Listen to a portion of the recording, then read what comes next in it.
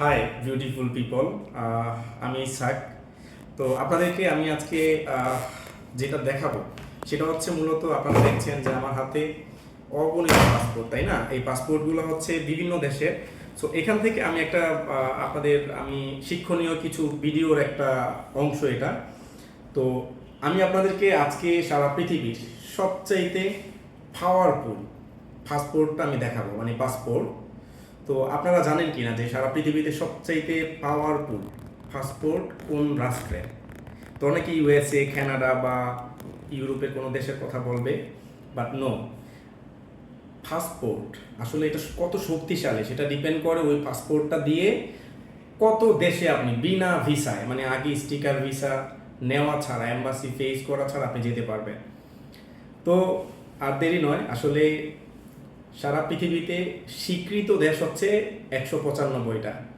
তো এর মধ্যে একটা দেশ আছে, তারা এই ভিসা ছাড়া ইভেন আমেরিকাতেও যেতে পারে 190টা দেশে, তাদের কোনো ভিসা লাগে না।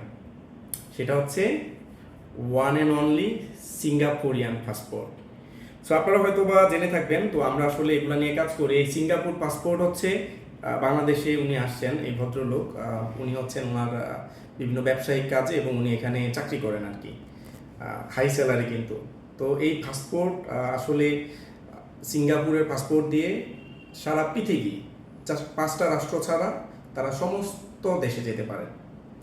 আর আমাদের পাসপোর্ট হচ্ছে আমাদের ইভেন চাইনিজ পাসপোর্ট আছে, এখানে ম্যাক্সিমাম চাইনিজ পাসপোর্ট।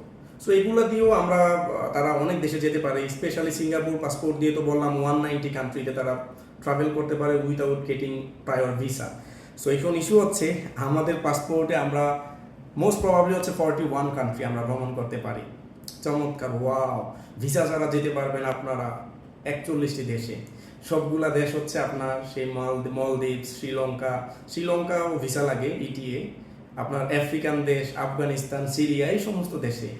সো কবে আমাদের পাসপোর্টের উন্নয়ন হবে?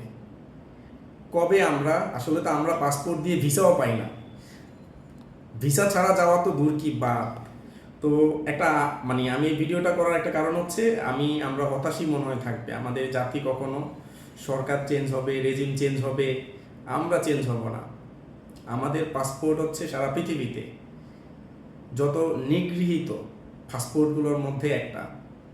সো আপনারা সবাই আপনারা যদি কোনো ভিসা নিয়ে বাংলাদেশে স্বাভাবিকভাবে যেই ধরনের ভিসাগুলো হয়, বিদেশিরা যারা যারা বাংলাদেশে আসে তাদেরও তো ভিসা দরকার হয়। আপনারা যদি এই ধরনের ভিসা রিলেটেড কোনো কাজের ব্যাপারে কোনো আপনাদের রিকোয়ারমেন্ট বা আস্কিং থাকে, ইউ ক্যান জাস্ট আপনি মেসেজ দিতে পারেন।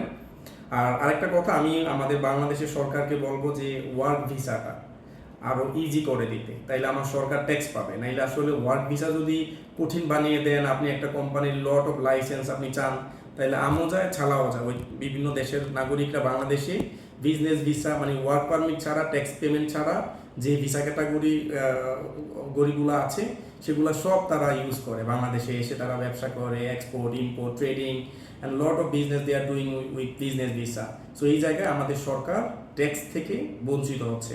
সো আমার কাছে মনে হয় বাংলাদেশের সরকার এই বিদেশি নিয়োগে, আরে ভাই বাংলাদেশের বেকার অনেক আমি জানি, কিন্তু বিদেশি যাদেরকে বিভিন্ন কোম্পানি নিয়োগ দেয় এত বেতন দিয়ে, অবশ্যই তাদের মধ্যে কিছু আছে, সেজন্যই নিয়োগ দেয়। স্কিল লোক তারা এখানে এসে তারা কি করে, তাদের প্রোডাক্টিভিটি সব কিছু বেশি থাকে বিধায় তাদেরকে নিয়োগ দেয়।